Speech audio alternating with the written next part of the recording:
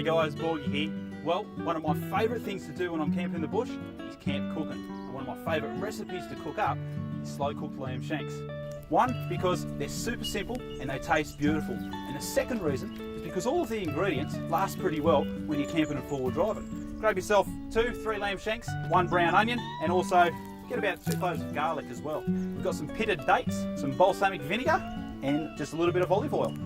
The other ingredient is chicken stock, 1 litre. Get it in the liquid, and also carry a little bit of water as well, because the idea of this is you want to cover the lamb shanks up. If this doesn't quite do it, you just top it up with a little bit of water. You want to make sure you get the camp oven on nice and early. Basically all you've got to do to get started is start chopping the onions up. I like to always chop them up nice and fine, but also leave a couple of bigger strands in there as well. It just gives it a lot more texture when the sauce melts down. The next thing you've got to do, start chopping up the dates. Once again, I cut them into about thirds just to get them the right sort of size, and they'll pretty much melt down once they've been in the slow cooker there for a couple of hours. We want to throw a bit of olive oil in there, and don't be shy with it either. Once you've got the pot nice and hot, we're going to throw the onions and the garlic in, letting them brown up a bit.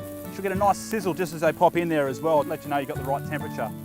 And after that, we'll give it a couple of minutes. And it's in with the lamb shank.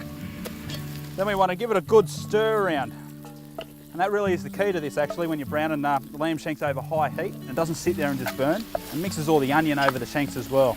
Once the shanks are nice and browned up, and the onion as well, even the onion's a little bit burnt, not bad, start throwing the stock in there. You want to cover the shanks right up. It's basically like a nice sauce that lets it simmer there for a while. So we'll throw the lid on, and we'll get it to basically bring it to a boil before we throw the dates and that in. Just check that out, and that's nice, just a nice gentle boil. And now we can add the good stuff in. We've got the pitted dates. I like to go for about a handful, and then balsamic vinegar. This will give it that nice strong soury sort of flavour. It goes well with it. It smells nice. All right, and give it a good stir around, mix all those flavours around. You could just let it sort of simmer away here, but what I like to do is actually throw a little bit of coals on the ground and get the camp oven sitting next to the fire as well. And the reason why I want to do that, I want to throw some coals on the lid, and what that'll do is basically let the heat circulate a lot more evenly. Give it 4 or 5 hours, check it every hour or two just to make sure there's a good temperature going through, and when that's done, the meat should be that tender it should be falling off the bone, no knives required. What we want to do now is just keep the fire stoked up, and the reason we want to do that, so when we check the coals, we can basically put a fresh lot of coals on there and keep the heat nice and consistent.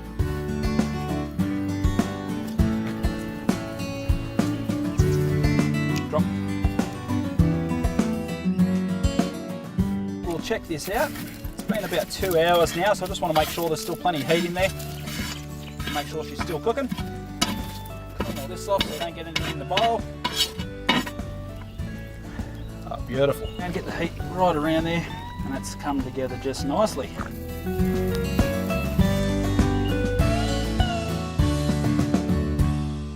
All right, well, it's been a few hours now. I better check this out, see how we're going. Our biggest problem here is trying to get the meat out without it falling off the bone. Have a look at that. I'll tell you what, folks, this really is 5-star camping at its best. It took me about 4 hours to get these ones prepped up and ready. It's going to take me about 5 minutes to smash them down, I think. I'll catch us next time, eh?